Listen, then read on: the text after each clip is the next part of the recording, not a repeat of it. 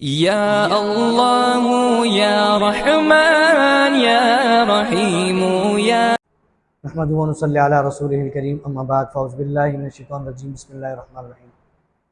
ناظرین اکرام، آپ کا بچہ رو رہا ہو، چڑچڑا ہوا ہو اور اس کی عمر بھی کم ہو، یہاں وہاں لے جانے سے بہتر ہے آپ اس پر خود دم کریں۔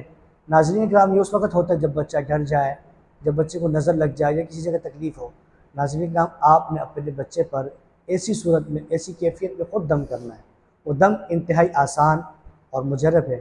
دم یہ ہے، آپ نے اپنے بچے پر 11 مرتبہ سورہ یاسین کی آیت وَجَعَلْنَا مِن بَيْنِ أَيْدِيهِمْ سَدًّا وَمِنْ خَلْفِهِمْ سَدًّا فَغْشَيْنَاهُمْ فَهُمْ لَا يُبْصِرُونَ اول آخر درود شریف پڑھنی ہے، اور درمیان میں 11 مرتبہ آپ نے یہ آیت پڑھنی ہے، اور اس آیت کو پڑھنے کے بعد آپ نے ڈائریکٹ بچے پر دم بھی کرنا ہے۔ پانی پر دم کرنے کے بعد آپ نے وہ پانی بچے پہ چھڑکاؤ بھی کرنا ہے۔